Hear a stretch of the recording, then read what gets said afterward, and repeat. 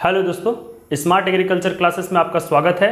आज हम जो आपको पढ़ाना चाहते हैं उस टॉपिक का नाम है एज जजिंग ऑफ कैटल, यानी कि पशुओं का एज मापना या पशुओं का एज के बारे में जानना। यानी कि कोई भी पशु हो, जैसे हम लोग मान के चलिए हम लोग गाय और भैंस के बारे में जानते हैं या बकरी के बारे में जानते हैं, तो जनरली अगर आप गाय का जो एज है उसको देखिएगा तो वो लगभग 18 से 22 साल तक जीता है। वही आपका भैंस का भी देखिएगा तो 18 से 22 साल जिएगा।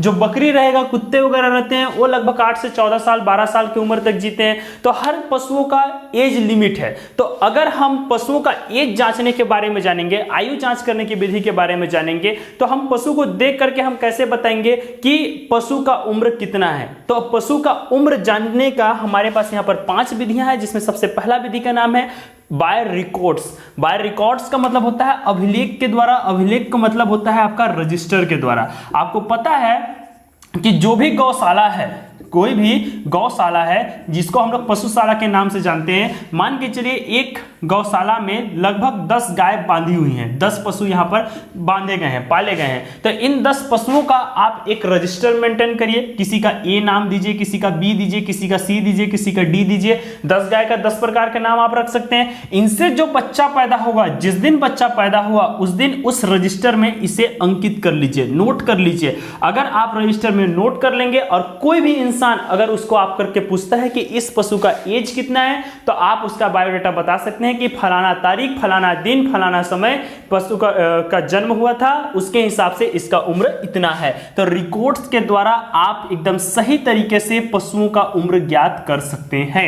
आगे बढ़िएगा, बाय जनरल अपीयरेंस, साधारण दशा को देखकर। साधारण दशा का मतलब ये होता है जैसे कि हम लोग इंसान हैं, इंसान क्या करता है, किसी को भी देखता है तो उसको बताता है कि ये लगभग इतना उम्र का है, लगभग ये इतना उम्र का है, फलाना लगभग इतना उम्र का है। तो वही चीज आपको यहां पर करना है, आपको पशु को देखना है। आप साधारण भाषा में उसको अपने सामने रख करके देखेंगे, खड़ा करके देखेंगे और आपको एक अनुमान लगाना है कि पशु का उम्र कितना है। आप कैसे अनुमान लगाएंगे? पशु के खूर को देखकर, उसके चमड़ी को देखकर, उसके बाल को देखकर, उसके नाक को देखकर। अगर इन सभी चीजों को देखेंगे, जो पशु एकदम कम उम्र का रहेगा, 2 से 5 साल का रहेगा, तो उसका त्वचा एकदम कोमल नजर आएगा। आपको उसके चेहरा में चमक नजर आएगी, आंखें चमकीली नजर आएगी, माथा चुस्त तंदुरुस्त नजर आएगा। तो पशु का उम्र ज्ञात करने का ये भी एक तरीका है कि हम साधारण बोलचाल की भाषा में पशु को देख करके उसका उम्र के बारे में बता सकें। आगे बढ़िएगा, बाय हॉप्स के द्वारा। हॉप्स का मतलब होता है खूर।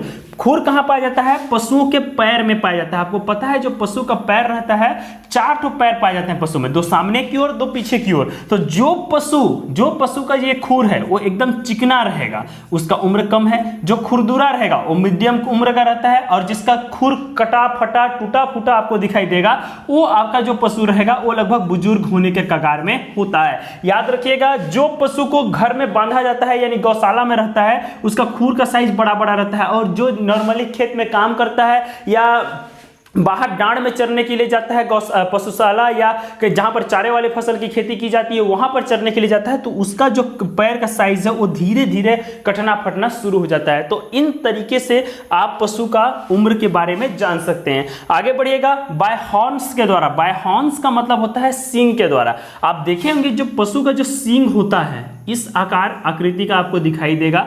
तो पशु का जो जनरली जो सींग रहता है वो 2 साल के उम्र में, 2 ईयर के बाद वो दिखाई देना प्रारंभ हो जाता है। तो पशु का जो उम्र रहता है उसमें एक चीज पाया जाता है जिसको हम लोग बोलते हैं छल्ले, यानी छल्ले की संख्या +2। अगर पशु का जो सींग है उसमें छल्ले यानी रिंग 1 2 3 रिंग है, तो 3 + 2 कर देंगे तो पशु का उम्र हो जाएगा 5 साल।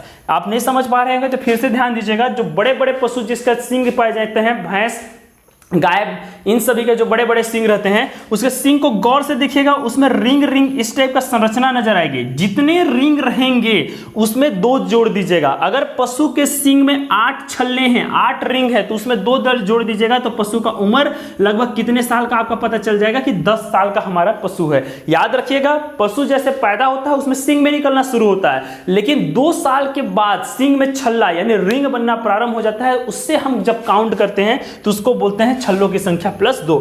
आगे बढ़िएगा, बाय तीथ, तीथ का मतलब होता है आपका दांत। आपको पता है जो पशु का जो निचले जबड़े में जो दांत रहता है उसकी संख्या होती है 8। जैसे पशु पैदा होता है उसके अंदर दूध का दांत रहता है, लेकिन दूध का दांत धीरे धीरे क्या होता है, टूटना भी शुरू हो जाता है। जैसे जैसे पशु भोजन करना चालू करता है, चारा चरना चालू करता है, उसका दांत भी धीरे धीरे क्या हो जाता है, टूटना शुरू हो जाता है। तो इसमें जो ओरिजिनल जो दांत रहता है वो 2 से 2.5 साल के बीच में उगता है। इसमें भी आप एक फॉर्मूला लगा सकते हैं कि दांतों की संख्या प्लस 2।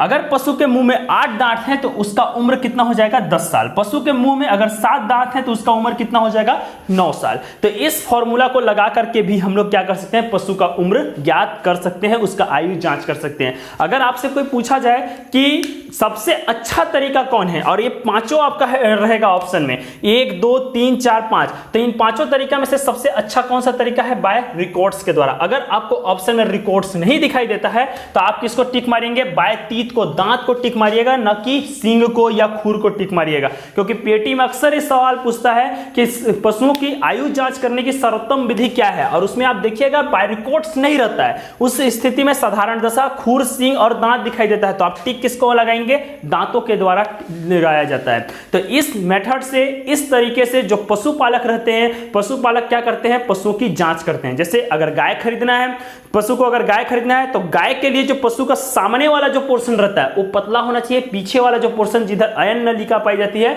उधर का पोर्शन मोटा होना चाहिए। जिस पशु को हम लोग कार्य कराएंगे, खेती के कार्य के लिए हम लोग खरीद रहे हैं, उसका सामने का पोर्शन स्ट्रांग होना चाहिए, पीछे का पोर्शन पतला होना चाहिए, तब जाकर के पशु अच्छे तरीके से कार्य करता है। और पशु का जो जांच करने की विधि था वो आपके सामने यहाँ पर मैं बनाने का, समझाने का प्रयास किया हूं।